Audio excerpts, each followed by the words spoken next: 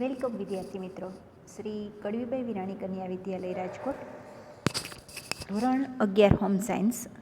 વિષય છે basic social science.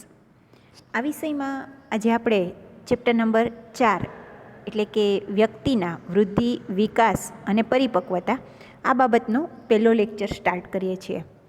આજનો આપણો પહેલો પ્રશ્ન છે વૃદ્ધિનો અર્થ. આમ જોઈએ તો વૃદ્ધિ એટલે વ્યક્તિના મનોશારીરિક તંત્રના કોઈ પણ ભાગમાં થતો ફેરફાર એટલે વૃદ્ધિ કહેવાય. જેમ કે જન્મ સમયે દાંત ન હોય, અમુક ઉંમરે દાંત આવે અને પાછા 5-6 વર્ષનું થાય એટલે દાંત પડી જાય તો ફરી નવા દાંત આવે. આ વૃદ્ધિ છે. બાળકના વજનમાં, ઊંચાઈમાં, એના શરીરમાં જે ફેરફાર થાય એ બધા વૃદ્ધિ કહેવાય. તો વૃદ્ધિનો 1 માર્કનો પ્રશ્ન બને કે વૃદ્ધિ એટલે શું. હવે સાથે સાથે એની સમજણ લઈએ તો વ્યક્તિના મન અને શરીર એટલે કે મનોતંત્રમાં ફેરફાર થાય એ પણ વૃદ્ધિ જ કહેવાય. જેમ કે જન્મ સમયે બાળક બોલી ન શકતું હોય, ધીમે ધીમે ઉંમર વધવા માંડે તેમ તેમ અવાજની દિશામાં નજર ફેરવે. આપણે જોયું હશે નાનું બાળક જે દિશામાંથી અવાજ આવે એ દિશામાં પોતાનું મોઢું ફેરવે.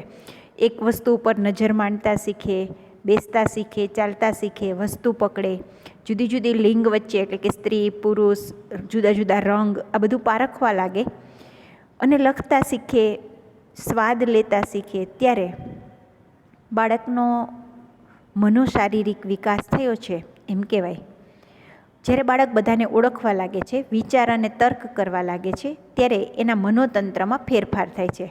આ ફેરફારનો વૃદ્ધિમાં સમાવેશ થાય. આમ તો શરીર એટલે મનોશારીરિક તંત્રમાં થતા ફેરફાર. આ મન અને શરીર બે ફેરફાર જોયા. હવે આપણે જોઈએ કે શરીરમાં ફેરફાર શું કામ થાય છે. તો કે શરીરના જુદા જુદા કોષ છે એનું વિભાજન થાય. જન્મ સમયે બાળકનું વજન 3-4 કિલોનું હોય, પછી ધીમે ધીમે એનું કદ, ઊંચાઈ અને વજન વધે. મન અને મગજ શરીરના ક્રમિક અવયવોમાં પણ ફેરફાર થાય. આ પણ વૃદ્ધિ છે. વૃદ્ધિ શરીરની ઘણી બધી મુખ્ય અને મૂળભૂત પ્રક્રિયા છે. બાળકનું મન, શરીર અને વ્યક્તિત્વ ત્રણેય વૃદ્ધિ પામે. નવજાત શિશુ હોય બાલ્યાવસ્થામાં, શિશુ અવસ્થામાં, પછી ધીમે ધીમે તરુણાવસ્થામાં આવે, યુવાન બને તો પણ વૃદ્ધિ કહેવાય. અને આ કોના કારણે થાય? તો 1 માર્કનો પ્રશ્ન બને કે વૃદ્ધિ થવા પાછળનું કારણ છે કે આપણે જે ખોરાક લઈએ છીએ એનું પાચન થાય છે, એટલે ચયાપચયની ક્રિયાથી આપણી વૃદ્ધિ થતી રહે છે. આપણા કોષને જ્યાં સુધી પોષણ મળતું રહે ત્યાં સુધી અને આપણા કોષો જેમ કાર્ય કરે તેમ તેમ વૃદ્ધિ થતી રહે છે. હવે બીજો અર્થ છે વિકાસનો. તો વિકાસ એ પણ વૃદ્ધિની જેમ જ મનોશારીરિક તંત્રમાં થતું સુસંકલિત એટલે કે યોગ્ય માપ પ્રમાણેનું સર્વાંગી અને પ્રગતિલક્ષી પરિવર્તન છે.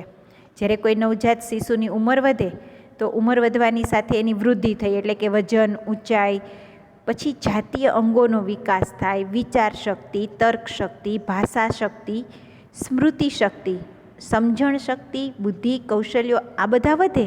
ત્યારે આ જે ફેરફાર છે ને એ સપ્રમાણ છે, સમાયોજિત ફેરફાર છે, એને વિકાસ કહેવાય. તો અહીંયા આપણે વિકાસના જુદા જુદા પોઈન્ટ જોયા. કોને કોને વિકાસ કહેશું? તો જ્યારે વિચાર, તર્ક, ભાષા, સ્મૃતિ, સમજણ, બુદ્ધિ, કૌશલ્યો વધે તો એ વિકાસ છે. પણ આ વિકાસ સપ્રમાણ હોય, સમાયોજિત હોય. હવે વૃદ્ધિ અને વિકાસ છે એ બેયમાં મોટો ફેરફાર એ છે કે વૃદ્ધિ છે ને એ મોટે ભાગે શારીરિક એટલે કે જોઈ શકાય તેવી હોય, જ્યારે વિકાસ છે એ માનસિક હોય. જ્યારે આપણું વર્તન છે એ સંવાગી, સુસંવાદી, સંકલિત અને પ્રગતિલક્ષી પરિવર્તન કરે ત્યારે વિકાસ થયો કહેવાય. તો વધવું એટલે વૃદ્ધિ, પણ પરિવર્તન આવવું એટલે વિકાસ. ગર્ભાવસ્થામાંથી ધીમે ધીમે શિશુ અવસ્થામાં જાય, પછી બાલ્યાવસ્થા આવે, પછી તરુણાવસ્થા આવે, યુવાવસ્થા આવે. આમ ક્રમિક રીતે જે આપણા આકૃતિમાં અને આપણા ફેરફારમાં જોઈ શકાય, નોંધી શકાય એવું પરિવર્તન આપણા માનસિક જીવનમાં આવે, આપણા વર્તનમાં આવે તો એ બધો વિકાસ છે. હવે વિકાસ માટે અને વૃદ્ધિ માટે જોઈએ તો બે સહગામી પ્રક્રિયા છે. વૃદ્ધિ થાય પછી જ વિકાસ થાય તો બે સાથે ચાલે છે, બેને અલગ ન પાડી શકાય. અને એને ઓળખવું હોય તો એમ કહેવાય કે જો વ્યક્તિની ઊંચાઈ વધે, જાડું થાય, મોટું થાય તો વૃદ્ધિ થઈ. પણ ઉંમરની સાથે સાથે આપણી અંદર કેટલીક સમજણ આવે, સૂઝ આવે, બુદ્ધિ અને કૌશલ્યો આવે તો વિકાસ થયો એમ કહેવાય. તો ત્યાં મોસ્ટ આઈએમપી પ્રશ્ન લખજો, વૃદ્ધિ અને વિકાસને કેમ જુદા પાડી શકાય? તો કે જેને માપી શકાય અને જોઈ શકાય એ વૃદ્ધિ, પણ જેને સમજી શકાય એ વિકાસ. તો આપણા કદમાં વધારો થયો એટલે વૃદ્ધિ, પણ આપણા વર્તનમાં સુધારો થયો, આપણું સંયમ, કૌશલ્ય, ચારિત્ર, સ્મૃતિ અને બુદ્ધિ વધી તો વિકાસ કહેવાય. હવે આ જ બે બાબત પછી આપણે પરિપક્વતાનો અર્થ જોઈએ. તો પરિપક્વતા એટલે શું? એવો 1 માર્કનો પ્રશ્ન પૂછાય તો માનવી તરીકે કુદરતી ક્રમમાં શારીરિક અને માનસિક તથા સામાજિક રીતે વ્યક્તિના પૂર્ણ વૃદ્ધિ વિકાસની અવસ્થા એટલે પરિપક્વતા. તો વ્યક્તિ પુખ્ત વયે પરિપક્વ બને. જેમ કે આપણે કહેવત છે ને, 16 શાન અને 20 વાન, એટલે 16 વર્ષની ઉંમરે આપણી સમજદારી આવી જાય અને 20 વર્ષે આપણી અંદર વૃદ્ધિ વિકાસ કમ્પ્લીટ થઈ જાય, તો એને પરિપક્વતાનો ઉદ્ભવ થયો, પરિપક્વતા આપણે પ્રાપ્ત કરી એમ કહેવાય.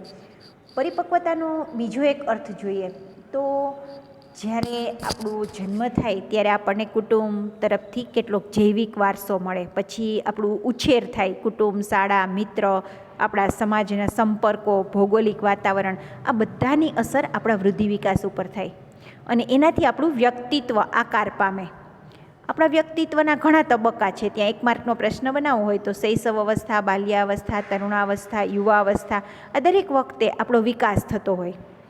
પણ ખરી પરિપક્વતા ક્યારે આવે? તો એની ઉંમર જોઈએ તો જ્યારે આપણી અંદર વિજાતીય આકર્ષણ આપણી યુવા અવસ્થામાં આવે છે. આ તબક્કે આપણે પુખ્તતા પ્રાપ્ત કરીએ છીએ, પરિપક્વ બનીએ છીએ. સામાન્ય રીતે એવું કહેવાય કે 13 વર્ષથી શરૂ કરીને 20 વર્ષ સુધીમાં, જ્યારે આપણી તરુણાવસ્થા પૂરી થઈ જાય ત્યાં સુધીમાં આપણે પરિપક્વતા ધારણ કરી લઈએ છીએ. તો ત્યાં 1 માર્કનો પ્રશ્ન ટીક કરજો, પરિપક્વતા ક્યારે ધારણ કરીએ? તો 13 થી 20 વર્ષ સુધીમાં. હવે તરુણાવસ્થા એ ખરેખર તો પરિપક્વતાનો જ તબક્કો છે. તમે બધા અત્યારે તરુણ છો, 13 વર્ષથી લઈને 18 વર્ષ સુધી એ ટીનેજર કહેવાય અને એમાં આપણે પરિપક્વતા પ્રાપ્ત કરીએ છીએ. શું ફેરફાર થાય પરિપક્વતા આવે ત્યારે? તો અંડરલાઈન કરો, અવાજમાં ફેરફાર થાય. જો યુવાન હોય ને તો એનો અવાજ ઘોઘરો બને, પુરુષ જેવો બને. વિજાતીય આકર્ષણ થાય, પછી કેટલી બધી શારીરિક માનસિક મૂંઝવણો થાય, જાતીય પુખ્તતા પ્રાપ્ત થાય અને માનસિક સામાજિક રીતે આપણે પુખ્ત બની જઈએ. આ બધા ફેરફાર થાય ત્યારે યુવાનની અંદર શુક્ર ગ્રંથિ અને સ્ત્રીની અંદર બીજ ગ્રંથિ, જે તમે 10માં શીખા છો એ પ્રમાણે આપણો વિકાસ પૂર્ણ થાય છે અને આપણા બધા જ જાતીય અવયવો છે, પ્રજનન અંગો છે, એ ક્રિયાશીલ થઈ જાય ત્યારે આપણે પરિપક્વ બન્યા છીએ એમ કહેવાય. આમ પરિપક્વતાના ઘણા પાસા છે. તમારે અંડરલાઈન કરવી હોય તો ટોટલ 4 પરિપક્વતા આપણે જોઈએ. પહેલી પરિપક્વતા એટલે જાતીય પરિપક્વતા, જેમાં આપણું શરીરના આંતરિક અવયવો પૂર્ણ રીતે વિકાસ પામે, પ્રજનન અવયવો.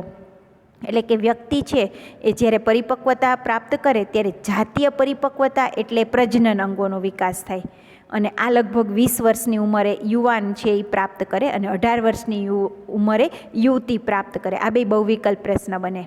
યુવક છે એ 20 વર્ષે, યુવતી છે 18 વર્ષે પરિપક્વ બને જાતીય રીતે.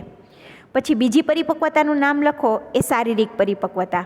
હવે બાળક છે એ દાખલા તરીકે વર્ષનું થાય ત્યારે એના દાંત છે એ થોડા ચાવવા માટે મજબૂત બને અને જેમ જેમ 6-7 વર્ષનું થાય ત્યારે એ કઠણ વસ્તુ ચાવી શકે દાંત વડે, તો એના દાંત પરિપક્વ છે. 6 મહિનાનું બાળક થાય ને ત્યારે એ બેસતા શીખે, તો બેસવા માટે કરોડરજ્જુ પરિપક્વ છે. એવી રીતે ચાલવા માટે એના સ્નાયુ, દોડવા માટે એના અસ્થિ કે હાડકાઓ, આ બધું પરિપક્વ બને ને ત્યારે જ એ ક્રિયા શીખી શકે. કોઈ માતા પિતા ઉતાવળ કરે કે મારા બાળકને મારે 6 મહિને ચાલતા શીખવી દેવું છે, તો એ શક્ય નથી, કેમ કે જ્યાં સુધી એના હાડકાઓ પરિપક્વ ન બને ત્યાં સુધી એ ચાલતા કે દોડતા ન શીખે. તો આ પરિપક્વતા થઈ શારીરિક. તો અહીંયા આપણે 2 જોઈ, જાતીય પરિપક્વતા, શારીરિક પરિપક્વતા. પછીની પરિપક્વતાનું નામ છે માનસિક. જ્યારે વ્યક્તિ સ્વતંત્ર રીતે તર્ક કરે, વિચાર કરે, નિર્ણય લે, વિવેક વાપરે, ત્યારે માનસિક પરિપક્વતા પ્રાપ્ત કરે છે. અને ત્યાર પછી ચોથી પરિપક્વતાનું નામ છે સામાજિક પરિપક્વતા. હવે આપણી આજુબાજુના લોકો સાથે કેમ સહકારથી વર્તન કરવું, સંવાદિતા, અનુકૂલન કેમ સાધવું, જીવવા માટે કેવા કેવા નીતિ નિયમોનું પાલન કરવું, વર્તન વ્યવહાર કોની સાથે કેમ કરવો, જવાબદારીપૂર્વક કેમ કાર્ય કરવું, આ બધું આવડી જાય તો એને કહેવાય સામાજિક પરિપક્વતા. આમ અહીંયા પરિપક્વતા એટલે જાતીય, શારીરિક, માનસિક અને સામાજિક આ બધા પ્રકારનું સ્વરૂપ અલગ અલગ છે. અને 20 વર્ષે બાળક છે એ સંપૂર્ણ પુખ્ત વર્તન કરે તો પરિપક્વ, પણ જો એનું વર્તન પુખ્ત વ્યક્તિ જેવું ન હોય તો સમજવાનું કે એનો સામાજિક અને માનસિક પરિપક્વતા હજી આવી નથી, એટલે બાલિશ વર્તન છે. ઓકે, તો અહીંયા આપણો પ્રશ્ન આપણે પૂરો કરીએ છીએ. Thank you.